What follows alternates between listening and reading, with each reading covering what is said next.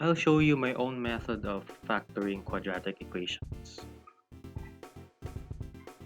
Example number 1, x squared minus 3x minus 10. In a quadratic equation, you can see the first term, second term, the third term. So the first step in factoring this is to identify the factors of the first term and the third term. That's x squared, so we can see that the factors for that is 1 times 1. And the third term, negative 10, can have 5 times 2 and 10 times 1.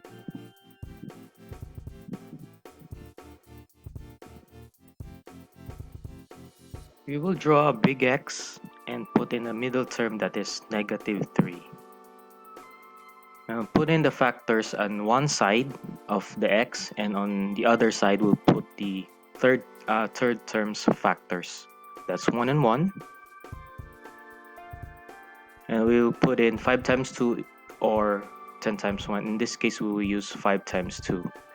Then we will multiply the two numbers from across the x's.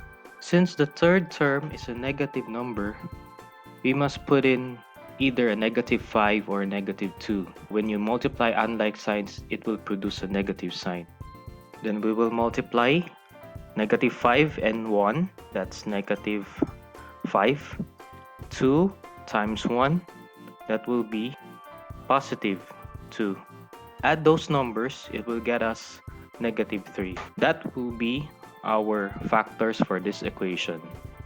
To write that equation, there'll be the numbers at the top and at the bottom.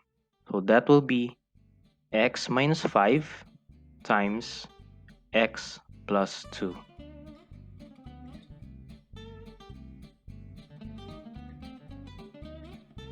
We have the factors, so equate both sides to 0.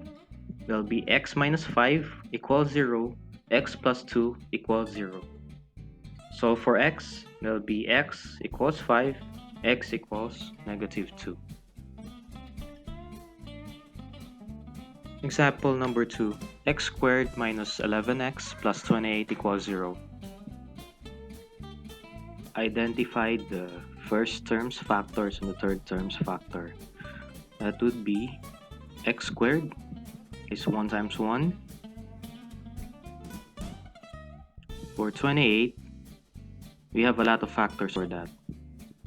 That's 1 times 28, 14 times 2, and 7 times 4.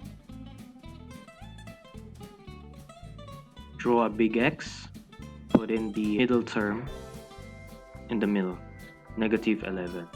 We'll put the factors in on one side. For x squared, we will try 7 and 4.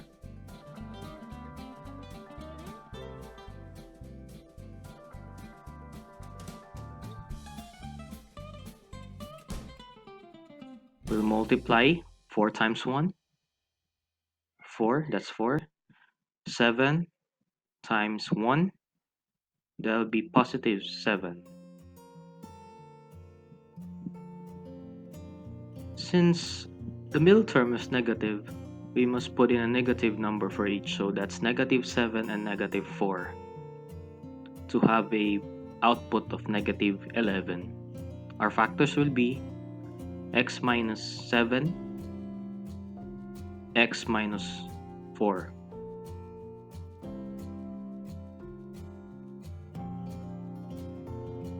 Equate both sides by 0.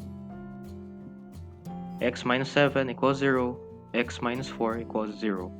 That'll give us an answer for x, that is x equals 7, x equals 4.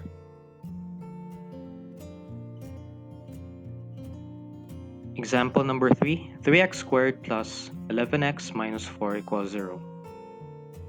We'll identify again the factors for the first term and the third term. 3x squared, that's 3 times 1. Negative 4, that'll be 4 times 1 and 2 times 2. Draw a big X. Put in the factors on one side for 3x squared.